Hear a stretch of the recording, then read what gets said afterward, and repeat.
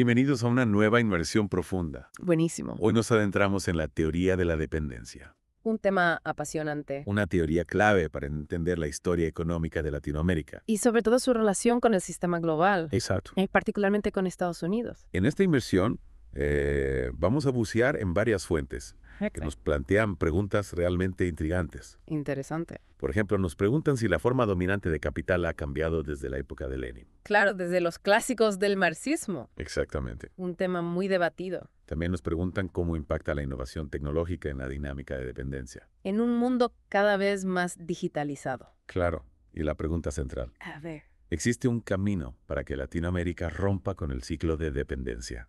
¿O es una característica inherente al sistema capitalista global? Esa es la gran pregunta que vamos a intentar responder. Un desafío enorme.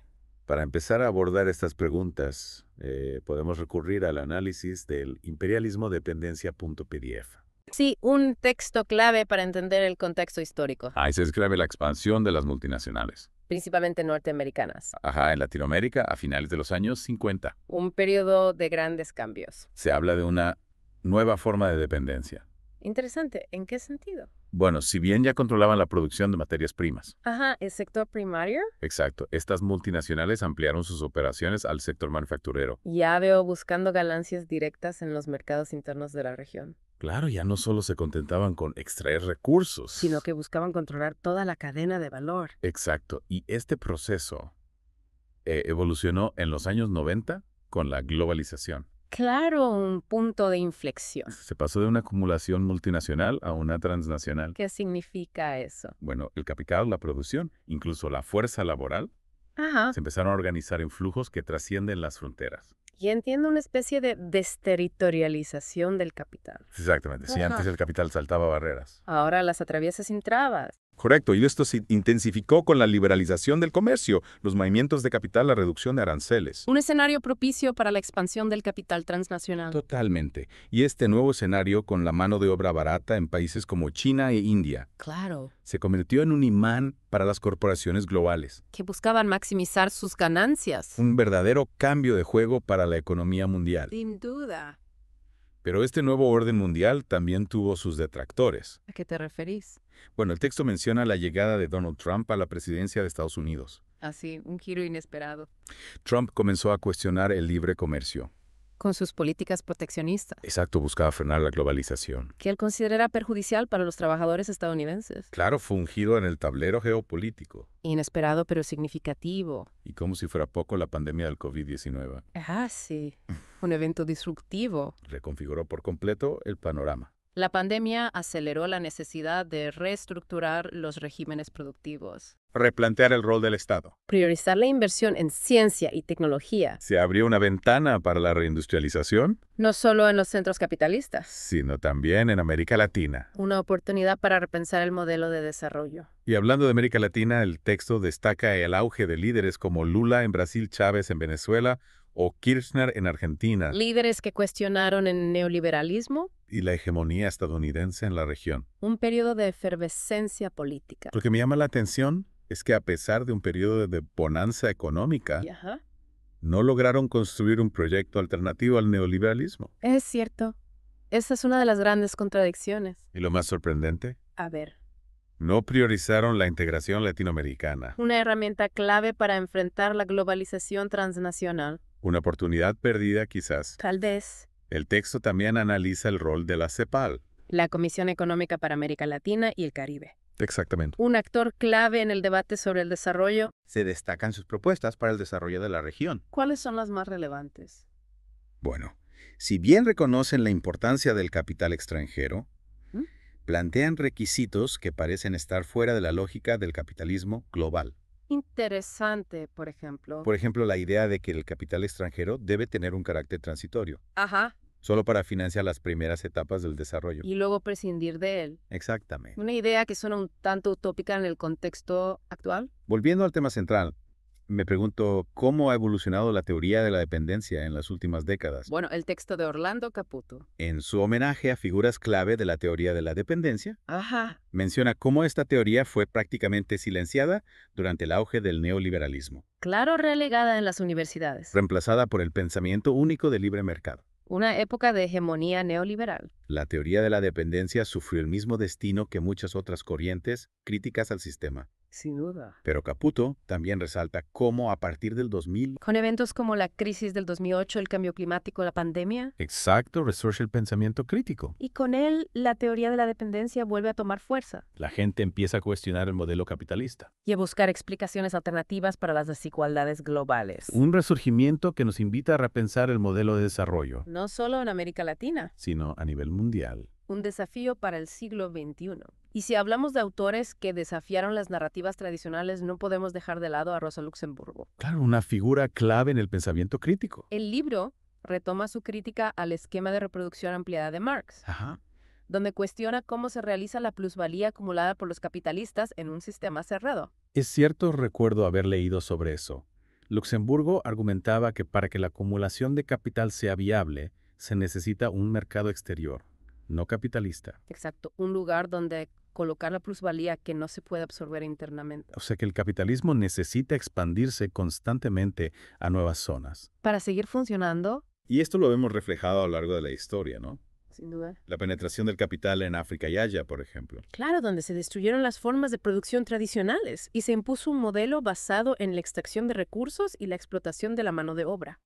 El análisis de Luxemburgo es fundamental para comprender cómo el imperialismo se ha adaptado a las nuevas condiciones del capitalismo global. Totalmente, ya no se trata solo de conquistar territorios, sino de controlar los flujos de capital, la tecnología, la Es información, un tipo de dominación más sutil. pero no por eso menos efectivo. Lo vemos en la forma en que las empresas multinacionales operan en los países del sur global.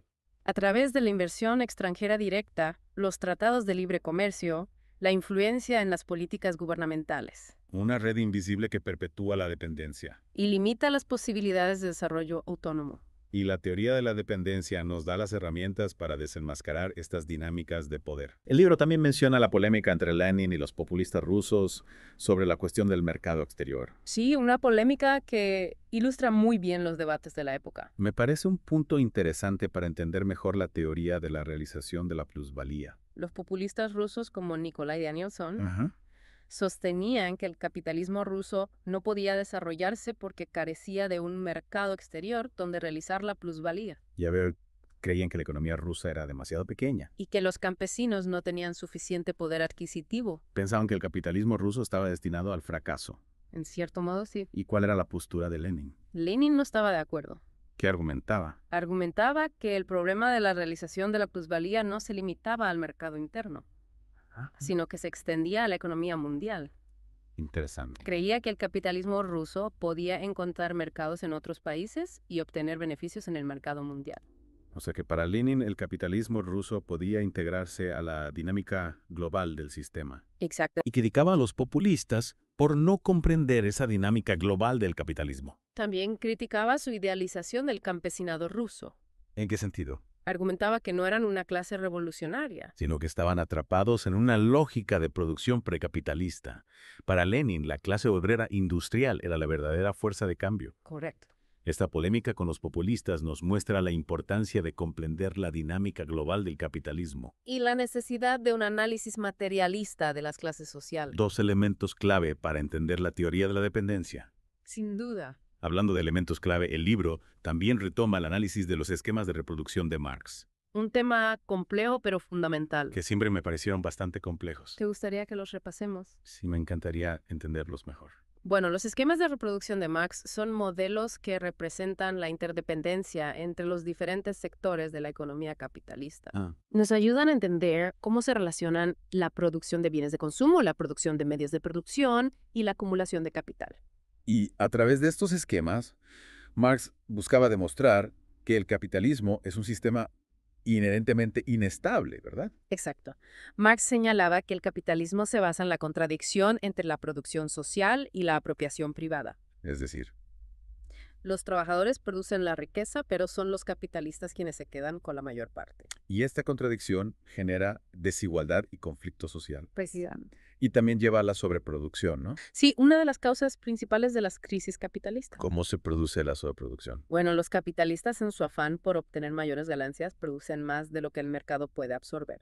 Esto genera una caída en los precios de acumulación de stocks, quiebra de empresas. Y como resultado vemos desempleo, pobreza, malestar social. Exactamente. El análisis de Marx nos ayuda a comprender por qué las crisis son una característica recurrente del capitalismo. Y esto se conecta con la teoría de la dependencia. ¿En qué sentido? Nos permite entender las dinámicas de la economía mundial y la persistencia del subdesarrollo en los países del sur global. Entiendo el libro también analiza el rol del capital comercial en la expansión del capitalismo. Retomando las ideas de Marx al respecto. ¿Y qué destaca en este punto? Se destaca cómo este capital, al penetrar en las zonas precapitalistas, rompe con las relaciones tradicionales de producción. Y la subordina a la lógica del mercado. Exacto. Se impone un modelo basado en la producción de mercancías para el intercambio. Lo que genera una serie de transformaciones sociales. ¿Como cuáles? Vemos la proletarización de los campesinos, la concentración de la tierra en manos de grandes propietarios, la expansión del trabajo asalariado. Procesos que sientan las bases para el desarrollo del capitalismo industrial. Marx lo llamaba la acumulación originaria. La fase inicial del capitalismo. Exactamente. ¿Y qué implicaba esa acumulación originaria? Implicaba la expropiación de los medios de producción a los campesinos, la creación de un mercado de trabajo libre y la acumulación de capital en manos de una burguesía emergente, Un proceso violento y desigual. que marcó el inicio del capitalismo. Y el capital comercial, al conectar las zonas precapitalistas con el mercado mundial, facilitó la extracción de recursos y la explotación de la mano de obra, Contribuyendo a la acumulación de capital en los países centrales. y sentando las bases para el imperialismo, El libro profundiza en el análisis de Lenin sobre este tema. destacando las principales características del imperialismo. La concentración de la producción, la formación de monopolios, la fusión de capital industrial y bancario, la exportación de capitales, la lucha por el reparto del mundo. Lenin veía al capital financiero como el motor del imperialismo, ¿no? Sí, el capital financiero busca constantemente nuevas áreas de inversión y mayores tasas de ganancia. Y este proceso genera dependencia y explotación en los países periféricos. Lenin también destacaba la importancia de la lucha por el reparto del mundo entre las potencias imperialistas. Una fuente constante de conflicto y guerra. Un panorama que lamentablemente sigue vigente en la actualidad. El libro también menciona la importancia de la centralización del capital a nivel mundial. Retomando las ideas de Bukharin al respecto, Bukharin señalaba que el imperialismo no solo se manifiesta en la conquista de colonias, sino también en la absorción de países con similar nivel de desarrollo o que complementan la economía de la potencia imperialista. una expansión que busca el control de los recursos y la producción a escala global. Exactamente. Y esa centralización del capital se produce a través de dos formas principales. La centralización horizontal y la vertical. ¿Podrías explicarnos la diferencia? Claro, la centralización horizontal se refiere a la absorción de empresas que producen bienes similares. Por ejemplo, La fusión de dos empresas automotrices. el objetivo es aumentar la cuota de mercado y el control de la producción en un sector específico. Exactamente. Y la centralización vertical. Implica la absorción de empresas que participan en diferentes etapas del proceso productivo. Por ejemplo, Una empresa petrolera que compra una refinería y una cadena de estaciones de servicio. En la centralización vertical se busca controlar toda la cadena de valor de un producto. Bukharin señalaba que la centralización del capital, tanto horizontal como vertical, genera una mayor concentración del poder económico y político. Lo cual tiene implicaciones para la democracia y la justicia social, ¿no? Sin duda, el análisis de Bukharin nos ayuda a comprender las dinámicas de poder en la economía global.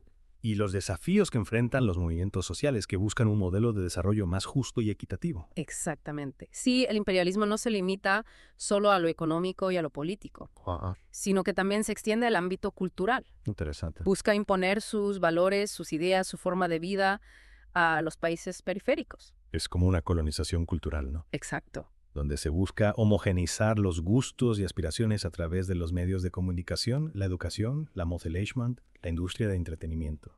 Precisamente una forma de dominación que busca destruir las identidades nacionales y las formas de vida tradicionales. Entonces, es crucial luchar por la diversidad cultural. Defender las lenguas y tradiciones propias. Y construir una escultura nacional que sea expresión de la identidad y aspiraciones del pueblo. Una lucha que se libra en todos los ámbitos educativo, artístico, mediático, social. Y ya llegando al final de esta inmersión, A ver. me parece fundamental recapitular algunas ideas clave. Ah.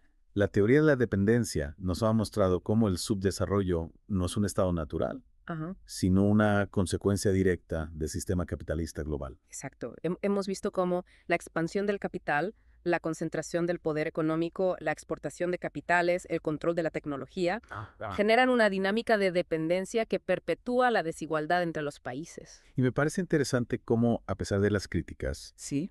el desarrollismo y la CEPAL no logran romper del todo con la lógica del sistema.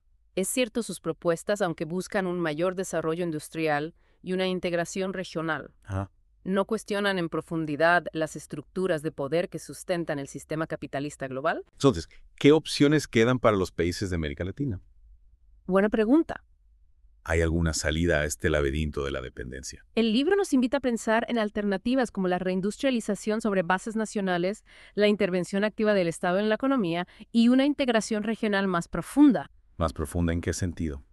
No solo en términos comerciales, Ajá. sino también productivos y tecnológicos, Es decir, construir un modelo de desarrollo propio que priorice las necesidades de la población. y no los intereses de las empresas multinacionales y las élites locales. Exactamente. Y para lograrlo es fundamental fortalecer la soberanía nacional, promover la participación popular y construir una economía más justa, equitativa y sostenible. Un camino complejo, Sin duda. pero que vale la pena recorrer para construir un futuro mejor para América Latina. Totalmente, la teoría de la dependencia nos proporciona herramientas para comprender la realidad, pero también para transformarla. Nos invita a cuestionar el orden establecido, a pensar en alternativas y a luchar por un mundo más justo y equitativo. Un mensaje poderoso que nos deja esta inmersión profunda en la teoría de la dependencia. Sin duda. Y a vos que nos escuchás, A ver, ¿qué te ha parecido este recorrido? ¿qué ideas te resonaron más? ¿Qué preguntas te quedan dando vueltas? Déjanos tus comentarios, queremos saber tu opinión. Y no olvides que la teoría de la dependencia es un tema en constante debate Te invitamos a seguir investigando, a cuestionar las ideas preconcebidas. y a construir tu propia visión crítica del mundo. Porque como decía Paulo Freire, la educación no cambia el mundo, cambia a las personas que van a cambiar el mundo. Y con esa frase inspiradora, Damos por finalizada esta inmersión. esperamos que te haya resultado enriquecedora y te invitamos a sumarte a nuestras próximas exploraciones. Hasta la próxima. Hasta la próxima. Gracias por escuchar Geopolítica, un podcast de Enrique Orelli. No olvides apoyar y compartir nuestro trabajo. Hasta la próxima.